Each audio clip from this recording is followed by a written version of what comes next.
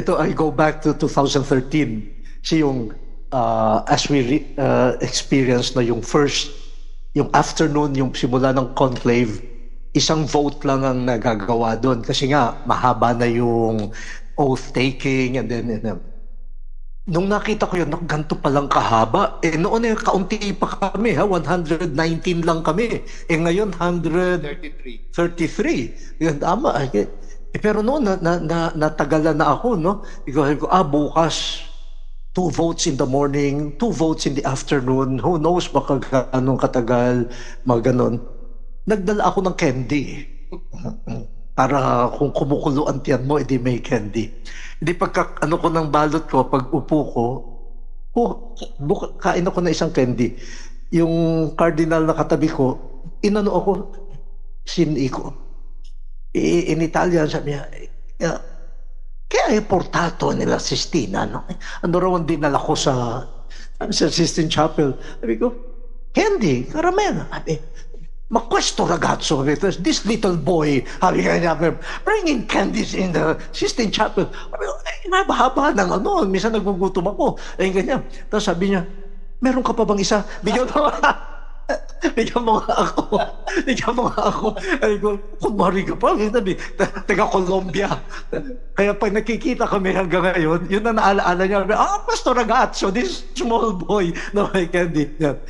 Tapos nung na-elect na si Pope Francis, yung Cardinal Deacon na mag-a-announce at the time, si Cardinal Torang, meron siyang Parkinson's.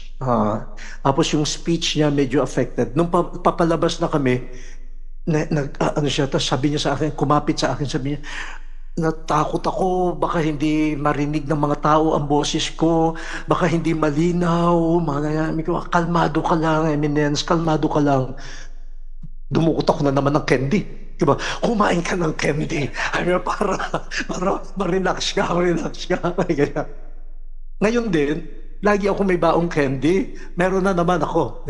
At ikatabi ko nga si Cardinal Prevost. Ganyan. Nung humihinga-hinga na siya ng... gusto mo ng candy? Gusto mo ng candy? Sige, bigyan mo ako ng isa. Yan ang unang act of charity ko sa bago, sa pansa Santo Papa. So may mga ganong moments. Kahapon nung...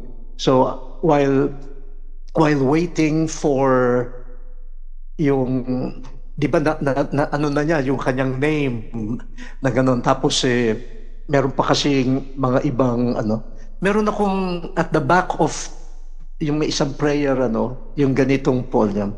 Bawat isa sa amin may ganyan. Kasi may tinanong siya sa akin before naabot niya yung number ng ganyan. So sumagot ako, sinulat ko, ganyan. Tapos binasa sa kanya, yung sagot ko doon sa tanong niya.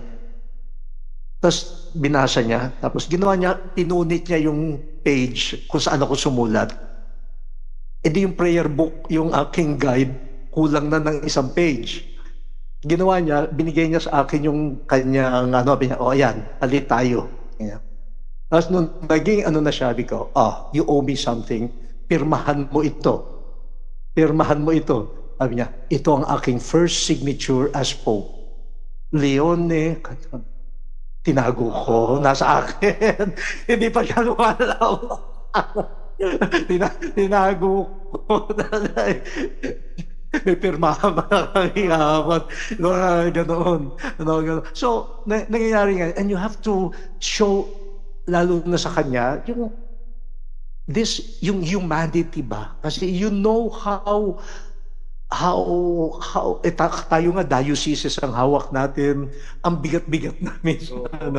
Ngayon, isang dicastery, ang bigat-bigat na. Pero imagine with all the so yung mga little acts of kindness, of humanity, I think can sustain a person called by God. If you found this report meaningful, we invite you to like the video, subscribe to the channel, and turn on notifications to stay informed.